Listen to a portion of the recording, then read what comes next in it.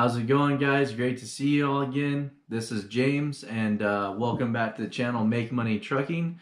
And today I'm going to talk about a subject on when you're an owner-operator, how do you afford the maintenance and repairs on your truck?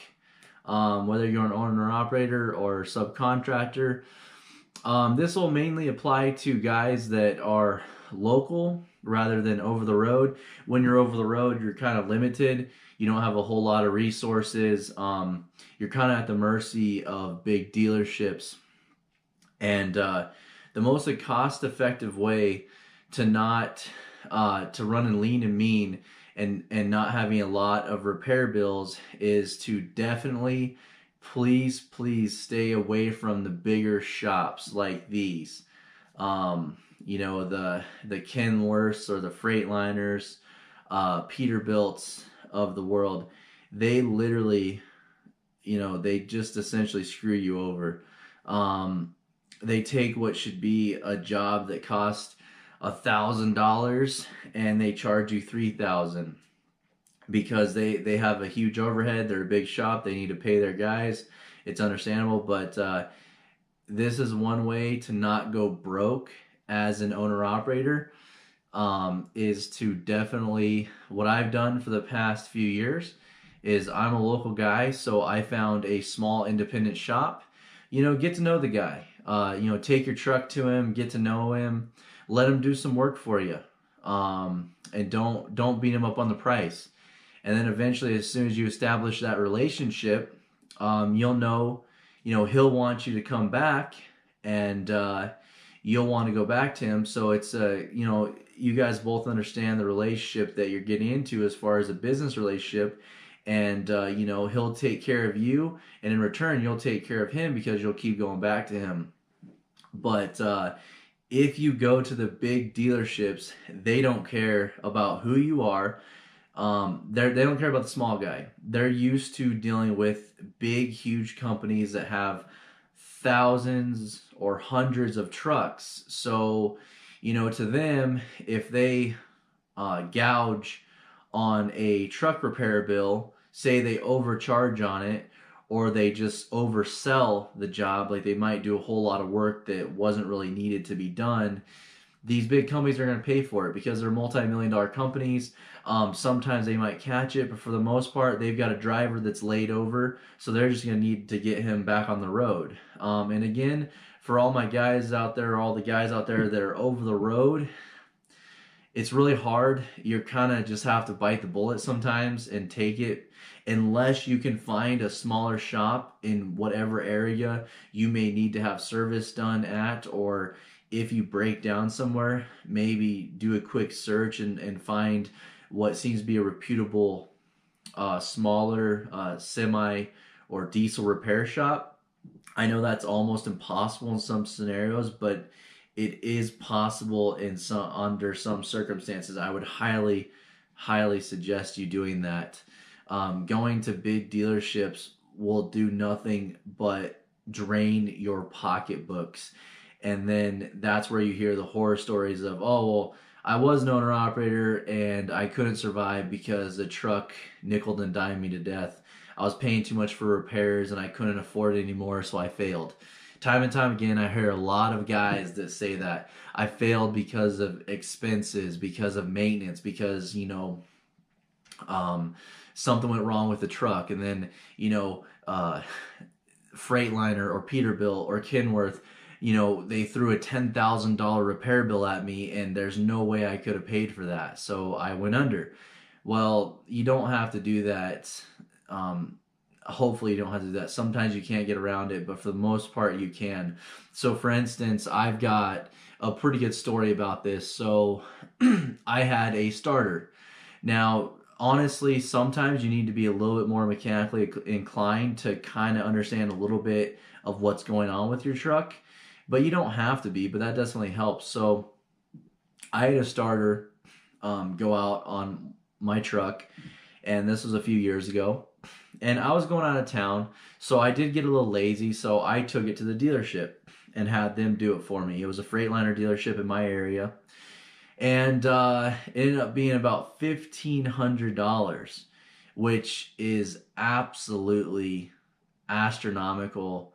But I paid it. I was going on vacation. I just kind of wanted someone to deal with this before I had met my mechanic that I know now that I use. He's treated me good. This is before I really knew him. This is right after I became an owner operator. So basically, if I were to have taken this to my mechanic, the part was probably about $400, I believe. It might have been give or take due to pricing nowadays. This is probably about 4 years ago, 5 years ago this happened, and he probably would have charged me, I don't know, maybe 2 or 3 hours, depending on the severity of how long it takes him to do, or his employees that work for him, how long it takes them to do the job.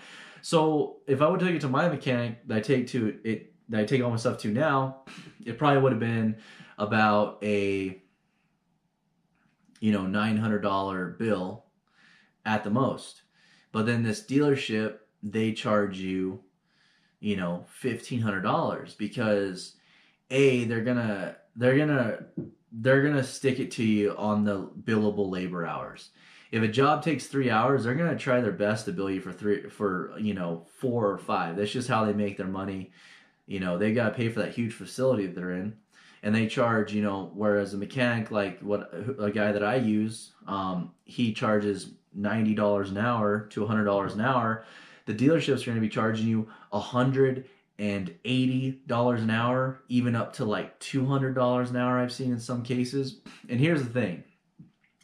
It's better to use a smaller, a small town guy, a smaller business mechanic, because his livelihood depends on his reputation. So he's going to want to do a better job for you anyways. He's going to make sure, hey, that extra nut or that extra bolt was tightened to spec, because, he relies on small guys like me or other drivers out there to come to him. Word of mouth is how these guys usually become very popular and profitable. So at the end of the day, the bigger dealerships, they don't care. They got some kid in there that's nothing against them. They're straight out of trucking, mechanic school. And this might be the third job that they've ever done on a truck. So, they're going to bill a whole bunch of hours. The service departments at these dealerships are going to back them because they want the money. And he might have messed it up. And then now you're having to go back there with a job that wasn't done right. So I highly suggest using the small guy, using that small shop. If you live in a town, you're a local owner operator, I would definitely get to know some of your smaller diesel semi-repair mechanic shops. Become friends with them, get to know them, because they will save you at the end of the day. They'll save you a whole bunch of money, and you'll be happy with the end product because they know they have to do a good job to keep business coming in. And the dealerships, just please stay away from dealerships unless it's absolutely necessary. Obviously, this does not pertain to guys who have brand new trucks with warranties, or trucks that are under warranty, or manufacturer type issues. But with like about 2 to 3 year old or older trucks, a lot of the smaller town mechanics will have that software to be able to at least read, to get a good diagnosis of a general area to start with. And another thing is that a lot of the dealerships, they will upsell you to death. You'll bring in a truck that might need $2,000 worth of work, and that's at their rate, which is already really expensive. And they will upsell you, and they'll fearmonger you. They'll call you up, say, hey, the brakes are 50% and this looks a little bad, we should replace that. And their game is trying to upsell you. That's why they're in business. They have to make money too, but just don't let them make money on your back. Bigger companies that have thousands of trucks, like you know, the big guys out there, you guys know who they are. You know, they can afford that. But the little guy, the small owner operators with like 1, 2, 3, 4 trucks, we can't afford that. So don't let them take you. You know, I had a service writer one time try to sell me on over $5,000 worth of work that I didn't need. And then he gets pissed off saying that I am, you know, I don't know what preventive maintenance is, and I'm putting myself and the people in danger for safety concern. And you know, he ended up hanging up the phone on me. I only paid for about $2,000 worth of work. They wanted to charge me another $5,000 to do brakes and bearings and seals and all this other kind of stuff because it's all about upselling you, and they'll fearmonger you. I ended up taking the truck to my mechanic the next day, and he goes, "It's fine." And I knew that, but I just wanted to get verification, so I knew that, like, hey, you know, if I really am putting somebody, you know, if I am really disregarding safety because maybe I overlooked something, I got a second opinion. And sure enough, I took it to my mechanic. He's like, "Yeah, you've got like 60%, 50%, 60% left on your brakes. That means you got half more life in them." So just for example, a dealership will tell you, "Oh, well, they're 50% worn, you should replace them because they're 50%. They'll do that with tires, with brakes, whatever. So please, guys, do yourself a favor and take your stuff to a small mechanic that you know have vetted. Don't take your stuff to big dealerships, because all they're gonna do is just nickel and dime you to death.